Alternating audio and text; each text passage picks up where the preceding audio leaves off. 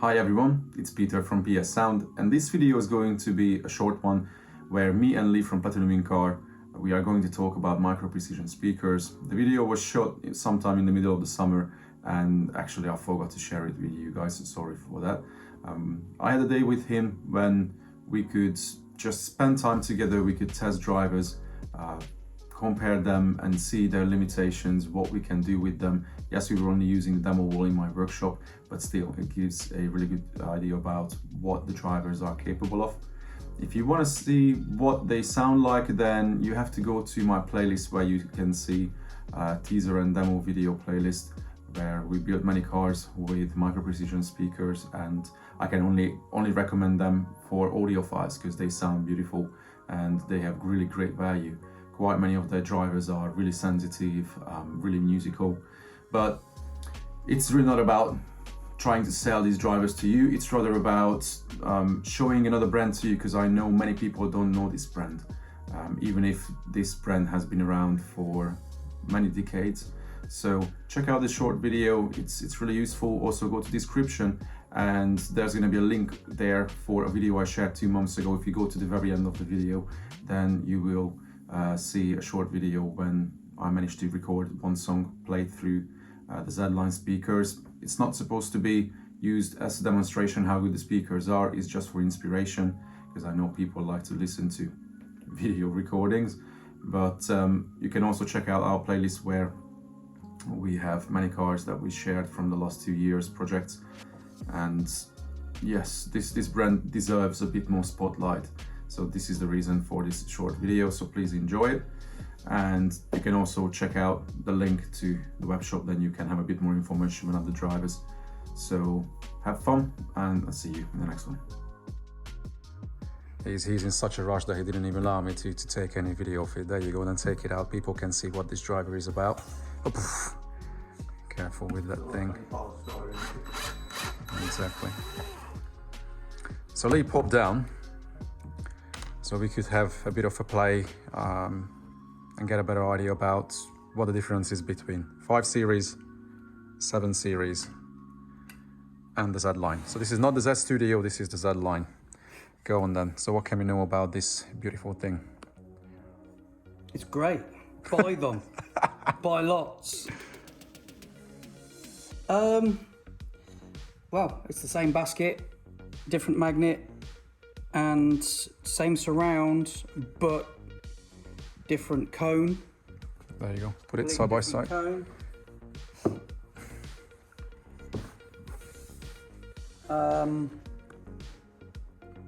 It's not just one layer of foil. It's foil, honeycomb, and then foil again. And it looks a bit funky, but it just does something really kind of clean and open in the mid-range that none of the other speakers that I've heard do. Yeah, they're just really nice. Well, we can all agree on, because we have a guest behind us as well, whether he wants to join the video. We can all agree on the Z-Line that it definitely does something special.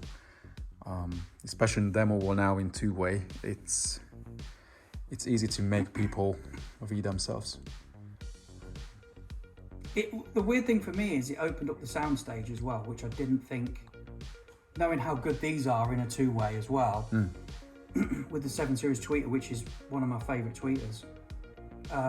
What this did, it did something really weird. It just opened up the soundstage and give more of a kind of three-dimensional feeling to the music. I'm trying hard not to use those audiophile terminologies. The darks are darkier and the highs are crispier, kind of. But it did open up the soundstage for me, and it cleaned up the mid-range. When you hear this, you go, yeah, that mid-range sounds great. And then when you play that, you go, yeah, that mid-range sounds great. And then when you think about that mid-range, it just feels, you remember it being duller. You remember it being not so clean and not so revealing of all the small little... However, now we are looking at it from quite a high-end reference point of view, because people may think that the 7 Series is not good enough, whereas that's a bloody awesome driver. Because we also compared to the 5 Series, and for the money, most people would be absolutely just fine. And we use many of the 5 Series in freeway especially. We would always suggest going with the 5 Series over the 7 Series in freeway configuration. Well, as a mid bass in the door, yes, it's a better driver playing below 500 hertz or whatever, you know, in a door or open baffle, because it just plays those lower notes better. Yeah. And it's got the parameters to do that. What was shocking about it is it does play up. I mean, we measured it up to 12 kilohertz, which is crazy. That's what plays up the highest. However, Yeah. I was quite shocked at how well the mid-range is in that driver, considering I only really use them as a mid-bass. But the mid-range is really nice. This is a smoother, more natural mid-range driver. If you're going to go two-way, you know, the 7 Series is a better set. If you're going to go three-way, then yeah, the 5 Series mid-bass is hard to beat in an open baffle or a door. To be fair. Yeah. And as a mid-range, And people can use that budget potentially. If they want to spend on something, then they could have the 7 Series tweeter instead of the 5 Series. Not if this 5 Series tweeter was bad, because with that 5 Series mid, it's easy to integrate. The 5 Series wideband mid gives so many options and flexibility where you can cross it to any tweeter, because you can run that even tweeterless. you can run it tweeterless. Everything's better with a tweeter. You get more air and more openness in the top end. And the magic spot for these, if you want to play them up high, is they play 10 and 12 kilohertz really, really well. So you only need a small tweeter to play the very top end. I've got them in a van running, and I tried to get them as linear as possible, left and right, and they were pretty flat left and right up to 10k. And I was willing to lose the top end because we knew we were going to put tweeters in it at some point to keep the linearity left and right the same. So when you're doing that, a 5 Series tweeter is more than capable of playing those frequencies really, really well, as good as anything. But the reason why a 7 Series tweeter is going to integrate better to a 6.5 inch mid bass is purely because the domes are a different size. So, you know, one is, I think, 28 mil and the other one is like 25 mil or whatever. It doesn't sound like a lot, but the difference in the lower notes and the Also, the housing. housing of the 5 Series is way smaller, so the chamber is smaller. You can't play that low. This is finishes to about there, whereas this is So it has a larger chamber. It's a more refined tweeter overall at the lower high frequencies and then the top end as well. We sell a lot of combinations with the 5 Series mid and the 7 Series tweeter. People just like the 7 Series tweeter a bit more, and if it gives you that option of playing that tweeter down to 3 kilohertz if you want to. So if you're playing these maybe firing up off the windscreen and you can't predict what some of the frequencies are going to do, and you want a tweeter in the A pillars to play down lower, then this is a better tweeter to go for. And people will freak out and go, no, but it's a 5 Series match with a 7 Series. It works. The 5 Series mid is so good that it works with the 7 Series tweeter. So yeah, don't worry about that. But like I say, if you go in two-way, the 7 Series mid bass is a better mid-range than the 5 Series. And then today we had the option to compare the 7 Series tweeter to the Z, which is still in there. I played a bit of music, I managed to record. But unfortunately the jump in price is quite mega. However, we were running the Z-Line tweeter and mid bass with the Zapco AP amp and the HDSP5. So it gives everything what you can ask from a hardware, and it's just on a different level. For most people, it won't be worth to jump such a big price, because that is $599 a pair. And how much is a Z-Line tweeter? 1,800. Yeah. £1,800. That's a big jump. It is a big jump, and we've tried to kind of work out whether we can lose a bit of profit margin and bring it down, but we just can't. And I think it's just one of those things of diminishing returns. Once you get to a certain level, and like I say again, I'll reiterate, this driver is just phenomenal. This is the Mark IV version now. Yeah. It's improved over the Mark III. It's a really, really good driver. To get better, just might have took something that took a lot of work and a lot of time.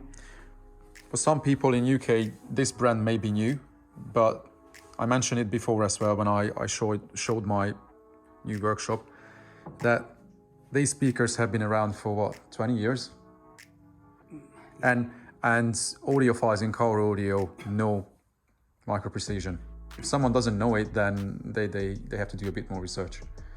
They're big, everybody knows them. Yeah, like you say, you go to the Euro finals, which is the pinnacle for European competition, and there'll be quite a few cars there with micro precision. It's a small company. They're not manufactured in China, like a Chinese build house, and they're not marketed like some other speaker brands, but yeah, they complain quite a lot. Thomas doesn't have a fancy looking website, but he doesn't have time for that. He spends all his time on assembling and making the speakers and developing them. So this is Mark IV. What's the mid bass? Mark III, I think. It doesn't say. Yeah, I think that's the Mark III. That's your box. But he always develops and improves the parts to get them better and better. Well, the difference between the difference between this, let's take this as an example. The difference between the Mark III 7 series and the Mark IV 7 series, the only difference is the dome material itself, which is a silk dome. But he's managed to get a reduction in about 25% on the dome material. So in weight. In weight, yeah. So the Mark III, the dome material is 0.46 gram, something like that, and this one's 0.35. It's about 25, and the difference in the top end and the difference in the openness and the airiness and like I say, top end extension when you've got a 25% reduction is obviously quite amazing, and it's a much different, better sounding tweeter, and that's what Thomas does. He keeps the quality, and when he finds the right materials or the right glues or some different way of building it, then he will change it. You know, he changed the cone geometry of the 7 series.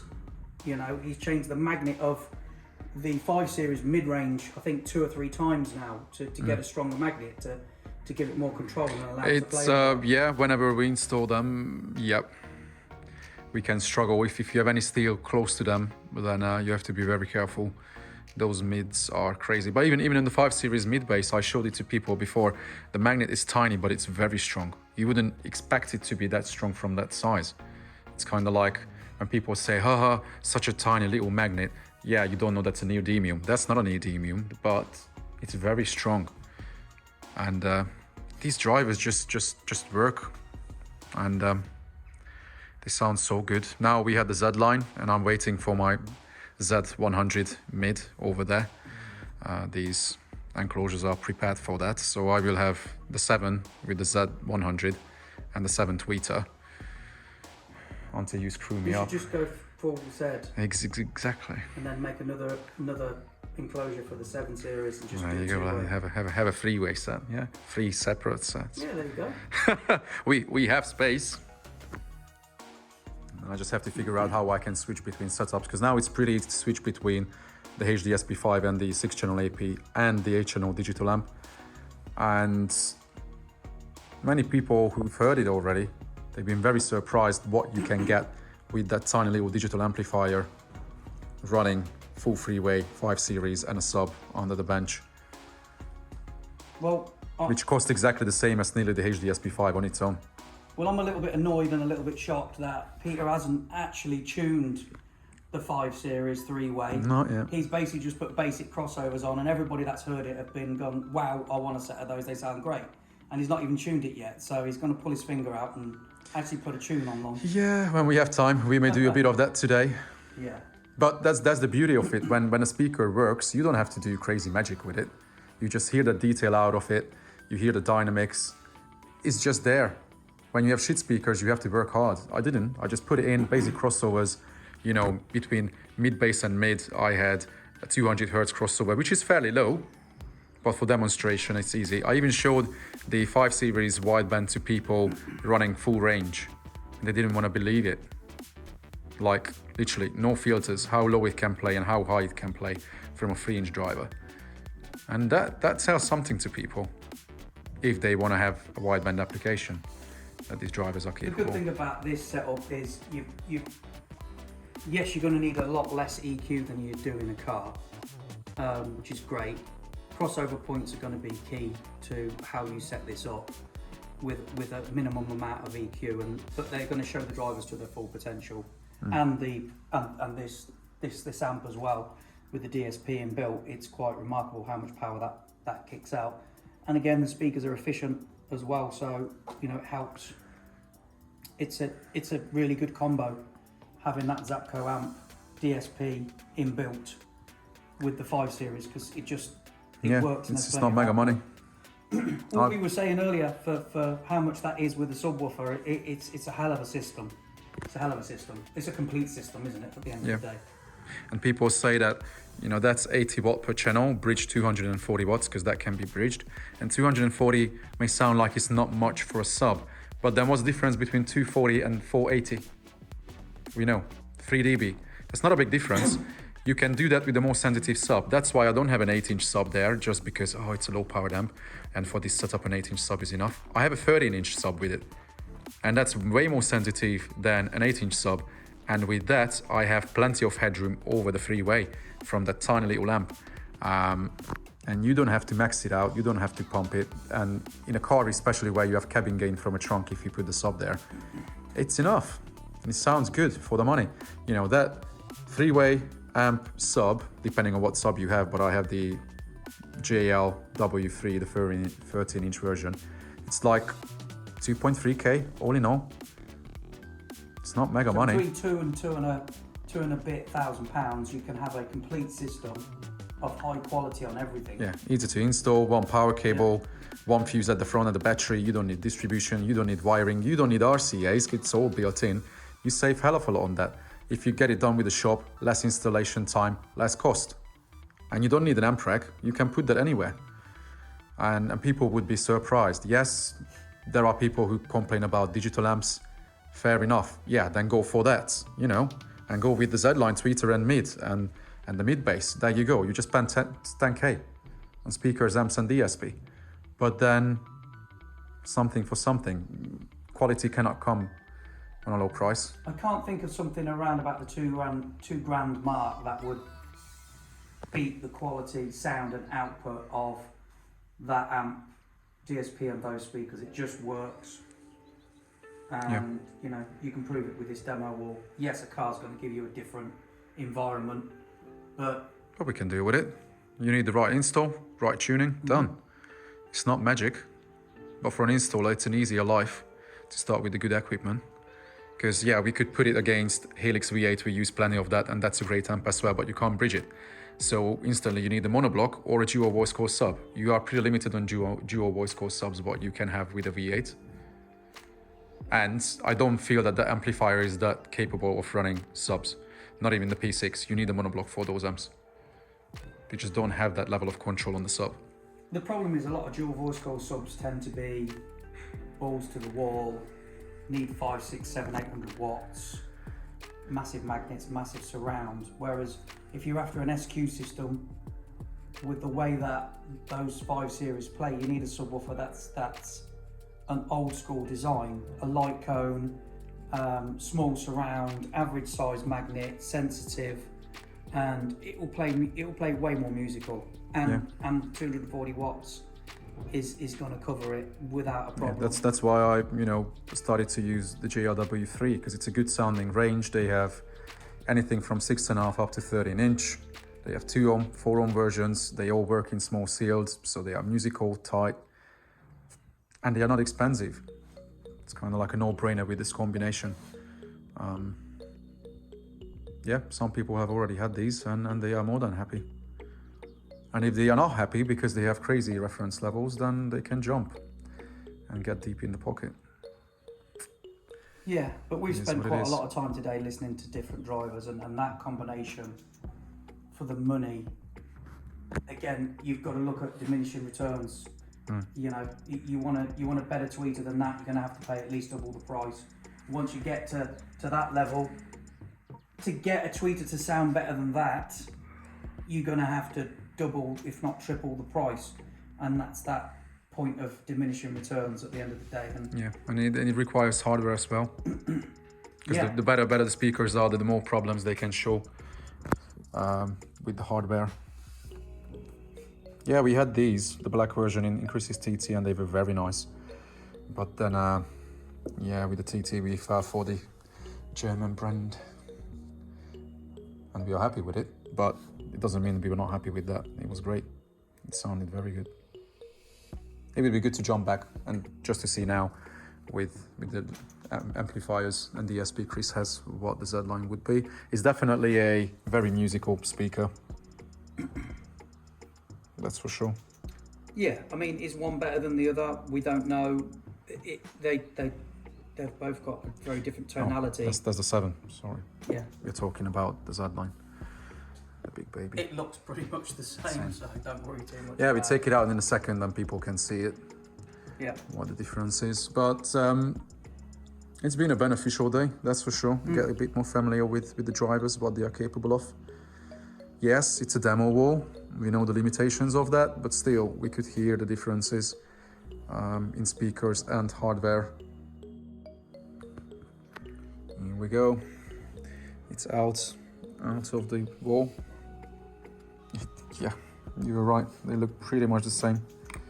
But one says 7, the other says Z. This housing is probably like 4 or 5 mil. Hang on, where can I balance it so it stays in place? It's just a little bit. The magnets are pulling. But yeah, the Z is a little bit deeper. But I'm sure even the soft parts, the diaphragm is slightly different. Slightly different colour. What's the height on the dome? You look Same-ish. Yep. grain slightly different on it. It definitely sounds different. It's definitely Yep. a smoother tweeter. Like I say, do you warrant the cost to jump up? I don't know. It's a better tweeter, but is it? It's going to depend on people's budget, really. Yeah. Some people can afford it, some cannot. It's the same with Accuton. It's a very expensive speaker brand. Not the most expensive, because we have Focal Ultima, and we have some fancy Italian brands and many others costing mega money. To be fair, the Z Studio is more expensive than the Accuton. I use Lots of quite a lot people go, too. how much? How much are those? How much is that speaker? How much? Yeah. Well, we are the people that go into Rolls Royce or Ferrari or Lamborghini and go, how much is a car? This is the pinnacle of car audio, and yes, it's expensive, but then so are Rolls Royces and Lamborghinis and Ferraris, you know. So you can't turn around and go, how much for a speaker? Really, that's crazy. This is the pinnacle, and that's what we do. We do the high end stuff. So you know. Well, except now, you know, we have like the 5 series, and it sounds bloody awesome for the money. People don't need to spend mega money. The problem is I also have few customers who don't want to buy certain things that are too cheap because in their mind, it's not good enough.